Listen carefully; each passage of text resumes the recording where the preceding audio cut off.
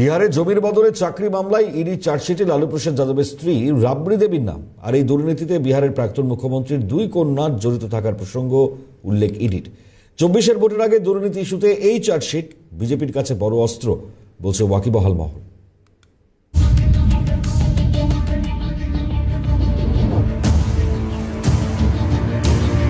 জমির বিনিময়ে চাকরির অভিযোগে বিদ্ধ লালু প্রসাদ যাদবের পরিবার।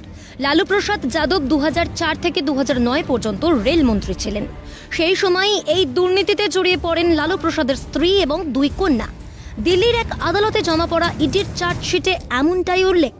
অপর এক কেন্দ্রীয় তদন্তকারী সংস্থা সিবিআই এর চার্জশিটে একই মামলায় নাম লালু প্রসাদ যাদবের। এবার ইডি চার্জশিটে জুড়ে গেলেন রাবড়ি দেবী সহ দুই কন্যা মিশা যাদব এবং হিমা যাদব। 2022 সালে এই দুর্নীতিকাণ্ডের তদন্তে লালু প্রসাদের বাড়িতে তল্লাশি চালায় সিবিআই। বিহারের উপমুখ্যমন্ত্রী তথা লালু প্রসাদ পুত্র তেজস্বী যাদবকে এই মামলায় জিজ্ঞাসাবাদ করতে বারে বারে সমন পাঠিয়েছে ইডি। কিন্তু লালু তেজস্বী কেউই তদন্তে সহযোগিতা না করায় পূর্ণাঙ্গ চার্জশিট দেওয়া সম্ভব হলো না বলে কোর্টকে জানিয়েছে ইডি। জানা গিয়েছে এই চার্জশিটে হৃদানন্দ চৌধুরী এবং অমিত কাটিয়ালের নামও উল্লেখ করেছে ইডি। রেলমন্ত্রী থাকাকালীন লালু প্রসাদের বিরুদ্ধে একাধিক অযোগ্য ব্যক্তিকে জমি কিংবা টাকার বিনিময়ে রেলের একাধিক জোনে চাকরি পাইয়ে দেওয়ার অভিযোগ ওঠে। চাকরির বিনিময়ে অর্থ এবং জমি কুক্ষিগত করেছিলেন লালু প্রসাদের পরিবার এবং তাঁর ঘনিষ্ঠরা।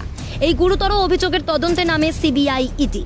এদিকে শিয়রে লোকসভা ভোট, বিজেপি বিরোধী জোটে তুঙ্গে আসন সমঝোতার আলোচনা।